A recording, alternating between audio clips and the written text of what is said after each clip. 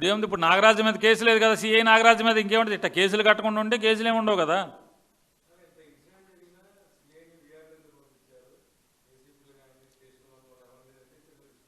Judge గారు తోలు తీస్తాడని భయం వేసి, లేకపోతే గతి లేక, హైకోర్టు జడ్జి గారు తోలు తీస్తాడని గతి లేక విఆర్లో పంపించారు.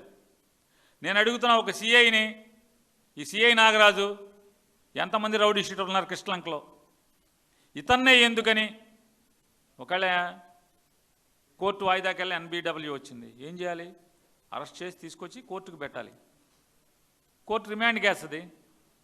నువ్వెవరు ఇన్ని రోజులు కిరాతకంగా గోల్డ్ పీకించటానికి, కొన్ని బెజవాళ్ళు ఏమన్నా ఉన్నాడు, అతను బతుకు తెరుగు పోయాడుగా, మారాడని చెప్తుంది కదా తల్లి, నా కొడుకు మారాడు, చెడు సావాసాలు తగ్గించుకున్నాడు, మానేశాడు, వెళ్ళి వేరే ఊళ్ళో బతుకుతున్నాడు అని చెప్తుంది కదా.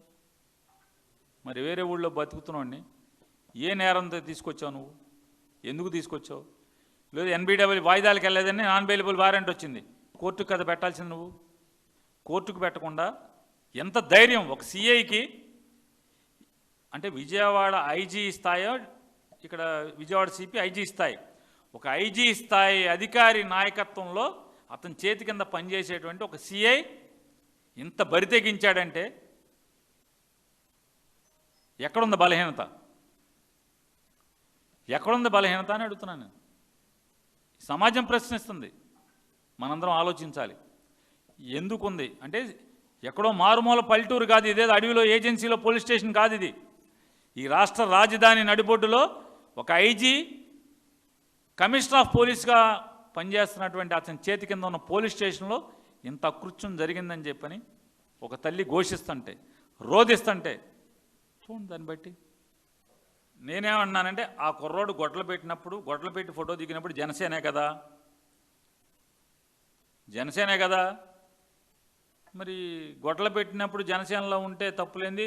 ఇవాళ వైఎస్ఆర్ కాంగ్రెస్ పార్టీ అతను అదృశ్యాన్ని, అది హత్య లేదా ఎక్కడన్నా బతికున్నాడా తెలియని స్థితిలో తల్లి రోధిస్తుంటే ఆ తల్లికి అండగా మాట్లాడినందుకు మాకు రంకంటి కడితే ఉపయోగమే ఉంది? తండ్రికి కూతురికి రంకు కడుతున్నటువంటి వీళ్ళ మనస్తత్వం అది. మాకేం సంబంధం? వాళ్ళు జనసేన, వాళ్ళ కుటుంబం అంతా కూడా.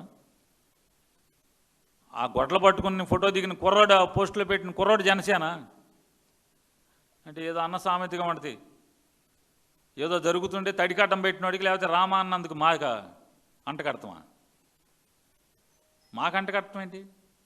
కేసులు ఉంటే చంపుతారేంటి మీరు?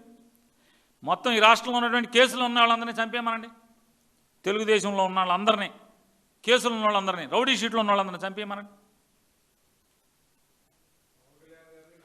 ఏముందండి, జనసేన వాళ్ళు అనాథ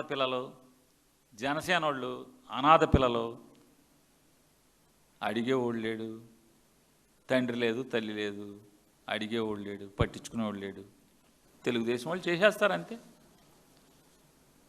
అంతే, తెలుగుదేశంలో అంతే. పవన్ కళ్యాణ్ గారికి ఆంధ్ర రాష్ట్రంలో ఉన్నటువంటి జనసేన వాళ్ళ గురించి ఏమీ పట్టింపు ఉండదు, ఆయనకి ఏమీ వినపడవు. కనపట్లే సార్, నాకు వినపడదు సార్ అంటాడు, చూసావా? అట్ట అనమాట. ఏముంది, తెలంగాణలో ఎవడో అంట ఒంట్లో బాగోలేదు, మా అన్నయ్య కావాలన్నా అంటే పరిగెడుతున్నాడు. ఇక్కడ చచ్చిపోయాడు రా ఒకడని చెప్తుంటే తల్లి ఏడుస్తుంది, బూడిదన్ని ఇవ్వండి రా అని చెప్పని అడుగుతుంటే ఇది వినపడదు, ఈ జనసేనుడి మాట వినపడదు. మా ఊళ్ళో ఇల్లు నేలమట్టం చేశారు రా బాబు అని చెప్తుంటే అది కనపడదు, అలా ఏడు వినపడదు. జనసేన వాళ్ళు, మా తెలుగుదేశం వాళ్ళు మా ఆస్తులు లాక్కుంటున్నారా అంటే కనపడదు. తెలంగాణలో ఎవడో అంట అభిమాని అంట, నాకు ఒంట్లో బాగాలేదు అన్నయ్య అంటే వచ్చనా తమ్ముడు అని వెళ్ళిపోతున్నాడు. ఆంధ్రలో మాత్రం కనపడదు, వినపడదు. అదేదో రాజా ది గ్రేట్లో చెప్తాడు, ఏమో సార్ నాకు కనపడదు సార్ అంటాడు. కనపడదు, వినపడదు ఆయనకి.